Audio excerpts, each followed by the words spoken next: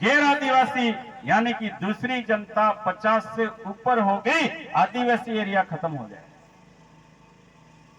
तो बाहर से जो गैर आदिवासी लोग यहाँ आ रहे हैं उनको रोकना पड़ेगा कि नहीं रोकना पड़ेगा?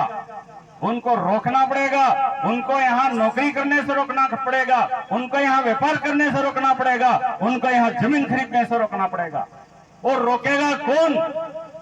हम जिनको वोट देते हैं वो एमएलए रोकेंगे, हम जिनको वोट देते हैं वो सांसद रोकेंगे।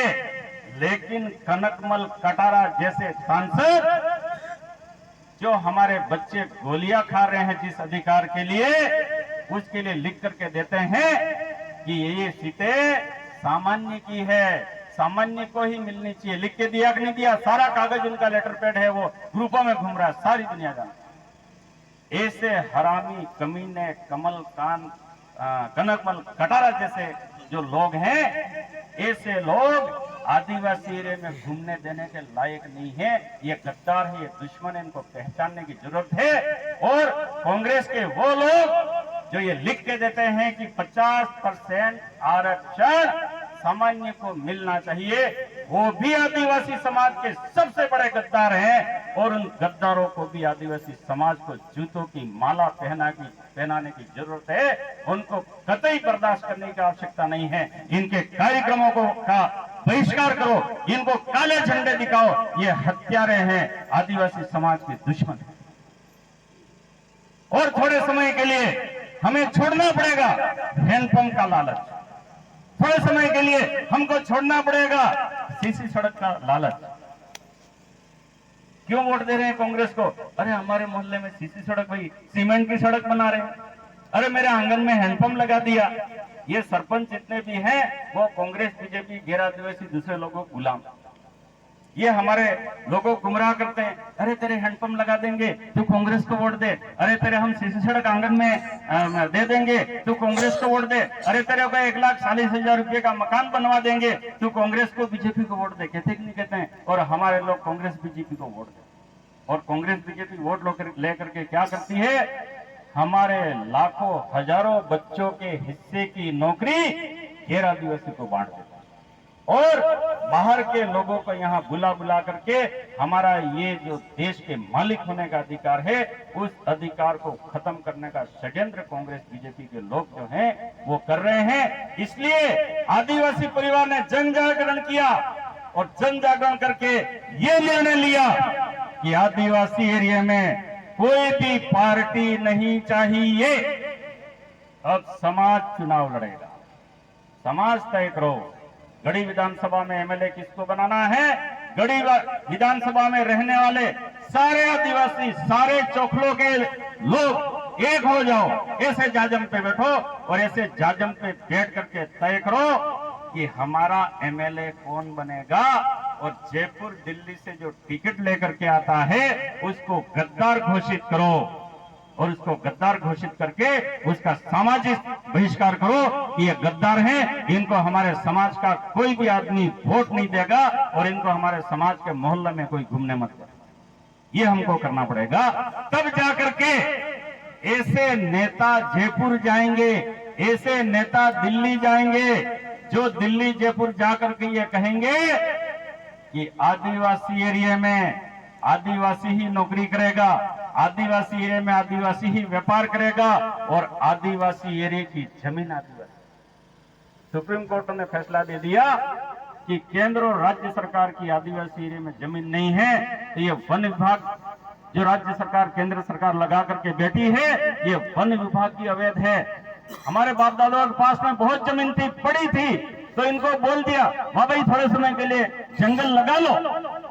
लेकिन जिस दिन मेरे बच्चे ज्यादा हो गए, संख्या बढ़ गई, तो ये जंगल हम वापस ले लें, इस शर्त पे जंगल लगाने दिया था उनको। परमानेंट केंद्र सरकार और राज्य सरकार तुम मालिक हो जाना यूं करके जंगल नहीं दिया था। इस जंगल में सोना निकलता है तो भी आदिवासी का है, पेट्रोल निकलता है तो भी आदिवासी का है, चांदी निकलती है तो भी आदिवासी की है। और अगर जंगल को खत्म कर देना है और जमीन पे खेती करनी है तो भी आदिवासी की मर्जी, क्योंकि आदिवासी एरिया में केवल आदिवासी कहेगा वही होगा। लेकिन ये कब होगा? जब हम कांग्रेस और बीजेपी को वोट देना बंद कर देंगे और दिल्ली जयपुर से टिकट लेकर के आएंगे, उनको वोट देना बंद करके समाज की जाजम से खड़े किए हुए लोगों को वोट दे करके दिल्ली जयपुर भेजोगे, तब जाकर के ये काम। अभी राम प्रसाद जी हमारे समाज की तरफ से एमएलए बने, राजकुमार जी हमारे समाज की तरफ से एमएलए बने, 2 एमएलए केवल हमारे समाज के गए, तो राम प्रसाद जी ने वहां जाकर के क्या बोला, बाप दादों की बात बोली कि सोरे काटा रे जो मांडी ते मेल मल है ने काटिया वाड़ा मल है। बाप दादे बोल करके गए थे। क्यों बोल के गए थे? क्योंकि कायदा बाप दादों ने लिखवाया था। क्या लिखवाया था? कि आदिवासी एरिया की जमीन आदिवासी की, दूसरे किसी की नहीं। और अगर इन लोगों ने गलती से संविधान नहीं पढ़ा, या कांग्रेस बीजेपी की जिम्मेदारी थी संविधान को पढ़वाना, उन्होंने नहीं पढ़वाया, और यहां अगर किसी ने खाता अपना बना लिया है, या किसी ने घर अपना बना लिया है, तो जिस दिन मेरी समाज की जाजम से खड़े किए हुए आदमी वहां एमएलए बन करके जाएंगे या एमपी बन करके दिल्ली जाएंगे, इनको बोल देंगे तुम्हारी जनता इस एरिया से बाहर ले जाओ भाई, तुम्हारी जनता इस एरिया से बाहर ले जाओ, हमारे आदिवासियों की संख्या बढ़ गई है, अब हमको जमीन चाहिए, ये बोलने की जरूरत है। और ये लड़ाई हमको लड़नी, लड़ाई किसकी है? बिरसा मुंडा ने शुरू की थी, या वो 50,000 हमारे भाई मरे थे उन्होंने लड़ाई को शुरू किया था, या 1500 आदिवासी मानगढ़ पे शहीद हुए थे, इन्होंने इस लड़ाई को शुरू किया था। और इस लड़ाई को हमको आगे बढ़ाना। गोली हमारे हिस्से की इन्होंने खा ली, 50,000 हमारे बाप दादाओं ने गोलियां खा ली, शहीद हो गए, मर गए, परिवार भी इन्होंने रबड़ा दिए, कोई बच्चा इनके परिवार को नौकरी में नहीं है, संपन्न है, सभी टापरों में रह रहे हैं। चमड़ी छिलवानी थी, बिरसा मुंडा ने छिलवा ली, खून चढ़ाना पड़ रहा था, तो बिरसा मुंडा और 50,000 आदिवासियों ने कुर्बानी दे दी। क्यों कुर्बानी दी? ताकि आगे मेरे आदिवासी भाइयों को कोई कुर्बानी नहीं देनी पड़े। आज आपको और मुझे कुर्बानी देने की जरा भी जरूरत नहीं है, कोई गोली खाने की जरूरत नहीं है, कहीं आंदोलन करने की जरूरत नहीं है, कोई रोड जाम करने की जरूरत नहीं है, कुछ भी करने की जरूरत नहीं है। हमारे बिरसा मुंडा ने कितना अच्छा कायदा बनवाया कि वोट पड़े उस समय स्कूल के कमरे में जाओ और किसी को पता नहीं लगे, ऐसे आदिवासी समाज जिसको तय करे ऐसे उम्मीदवार को वोट दे दो, चुपचाप, किसी को पता नहीं लगे ऐसे, और आपका दुश्मन खत्म। कांग्रेस बीजेपी पूरी तरीके से खत्म। इतना आसान काम हमारे बाप दादे हमको दे करके गए, लेकिन ये कांग्रेस बीजेपी वाले फेल कर रहे हैं। कल हजारों की संख्या में हमारे आदिवासी भाइयों को बांसुड़ा लेकर के गए और भगवा झंडा हर आदिवासी के हाथ में पकड़वाया, और ये झंडा चांद सूरज वाला जो आदिवासी, एक नहीं आदिवासी का झंडा, ये बोलो चांद सूरज वाला झंडा आदिवासी का है ना, तो आदिवासी को चांद सूरज वाला झंडा हाथ में पकड़ना चाहिए कि वो विदेशी का झंडा हाथ में पकड़ना चाहिए? आदिवासी का झंडा हाथ में पकड़ने की जरूरत है। तो जो व्यक्ति किसी गैर आदिवासी का झंडा हाथ में पकड़ता है वो आदिवासी का खून नहीं है। ये ललकारने की जरूरत है हमको। ये झंडा इस देश के मालिक का झंडा है, ये झंडा आदिवासी के धर्म का झंडा है। और अगर कोई आदिवासी को ये कहता है कि आदिवासी हिंदू है, लेकिन चलो ये झंडा 1000-2000 झंडा भी मैं सिलवा देता हूं, है 2-3 हजार झंडे अपन इकट्ठा करके सारे आदिवासी मिलकर के इन बाजारों में जाते हैं और सबके घरों पे, सब मंदिरों पे चढ़ाते हैं, चढ़ाने देंगे?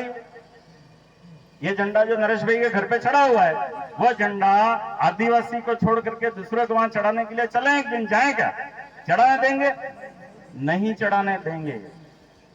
जब वो लोग हमारा झंडा चढ़ाने के लिए तैयार नहीं है, तो हमारे समाज के लोग उनका झंडा हमारे घर पे लाके क्यों चढ़ा? तो गलत कौन कर रहा है? आज कोई रिकॉर्ड करके डाल देगा वीडियो में और मणिलाल गरासिया के ऊपर मुकदमा हो जाएगा, मुझे फिर जेल जाना पड़ेगा क्योंकि ये धर्म की बात कर रहा है। मैं तो मेरे झंडे की बात कर रहा हूं। मेरा केवल ये निवेदन है, जो भाई आदिवासी को हिंदू कहते हैं, उनसे मेरा केवल ये निवेदन है कि आप आदिवासी का झंडा अपने अपने घरों में चढ़ा लो। ठीक है, तो आदिवासी सोचेगा तुम्हारा झंडा चढ़ाने के लिए। जब तुम हमारा झंडा चढ़ाने के लिए तैयार नहीं हो तो तुम्हारा झंडा हमारे घरों में लाके क्यों दे रहे? और ऐसे आदिवासी भाई जो उनका झंडा हमारे घरों में ला करके चढ़ा रहे हैं, उनसे मेरा ये कहना है कि वो चांद और सूरज का अपमान कर रहे हैं। आदिवासी इस देश का मालिक था। बांसिया भील का बांसवाड़ा, उदा खराड़ी का उदयपुर, कुशला कटारा का कुशलगढ़, डूंगर परंडा का डूंगरपुर, गलिया डामोर का गलियाकोट, वाघा भील का बागीदुरा और कोटिया भील का कोटा और दला भील की दिल्ली, पूरे देश का मालिक आदिवासी। और उस समय ये झंडा आदिवासी लगाता था, इसलिए मालिक था।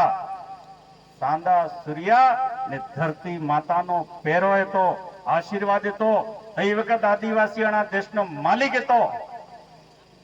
और ये लोग जानते हैं ये चांद सूरज का झंडा आदिवासी ने वापस अपने हाथ में ले लिया तो हम सब अपने आप खत्म हो जाएंगे। आदिवासी को कुछ भी करने की जरूरत नहीं पड़ेगी। वामन पुराण ब्राह्मणों का शास्त्र है, उसमें लिखा हुआ है, क्या लिखा हुआ है कि घोर कलयुग प्राप्त होने पर ब्राह्मण, क्षत्रिय, वैश्य, शूद्र ये सब आपस में लड़ करके खत्म हो जाएंगे।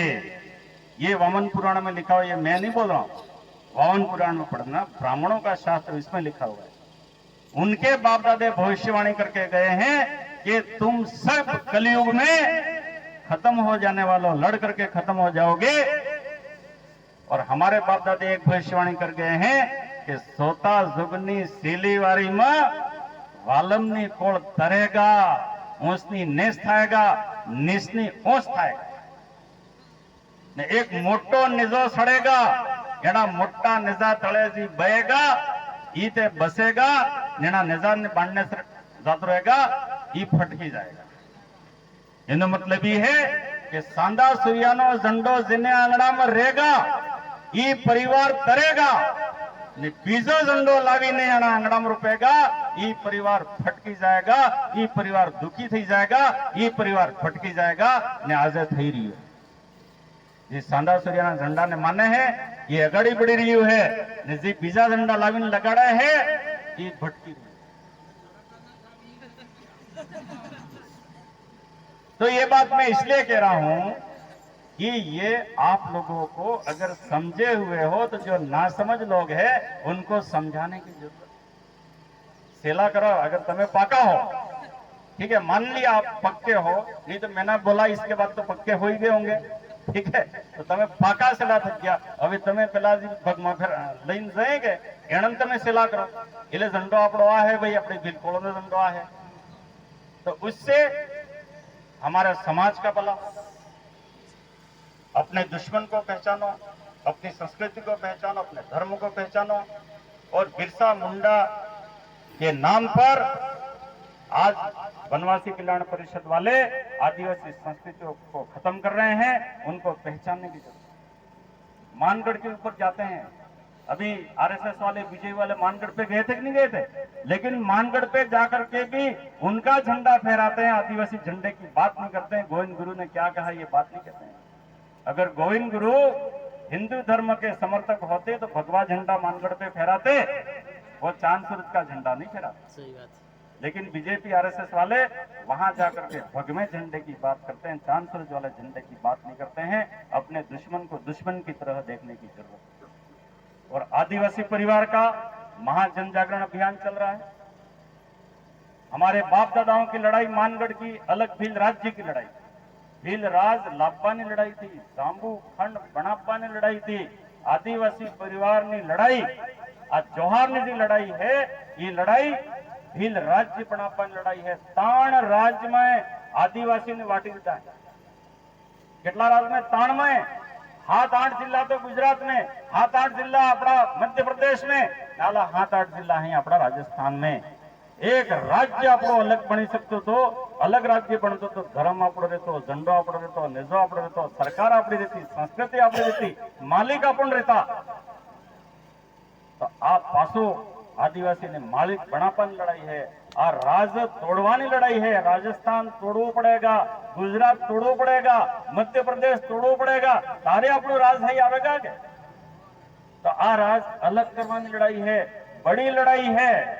अभी मैं कीधु कि पेला 1,40,000 रुपया मकान बनवा हाले हाले के आवास ना पैसा आ गया है। तो आ नरेश भाई नु खेतर, नरेश भाई बापड़ा ने खबर ने मारे बाप दादे कब्जे कर लीधो। आना खेतर में होनो रूपो सब पाके, आना खेतर में जी पाके एनम थकी एक मोड़ नरेश भाई ने सोरा ने आलो जी। नरेश भाई ने सोरा मारो गुलाम बनी ने रे। मारे तो बंगला है 4-4, 5-5 गली 50-50 माली ना बंगला बन गया हमारे हैं ने। नरेश भाई तापरा में तो देश नो मालिक आदिवासी। तो आ मालिक बनापानी लड़ाई है। करोड़ों अरबों रुपया अपनी अर्धी पाती दबावी ने बैठा है। पेला बाप दादा लखावी क्या के सरकार नी कमाई नो अर्धो भाग आदिवासी नो। तो ता 1 एकड़ 3 वीघा नो था। 3 वीघा में सरकार नी कमाई 42 लाख रुपया। आना देश की जेटली जमीन है 3 वीघा में કેટલો ભાગ આવે? 3 વીઘા જમીન है કને કને તો દેશની કમાઈનો કેટલો ભાગ મળવો જોઈએ?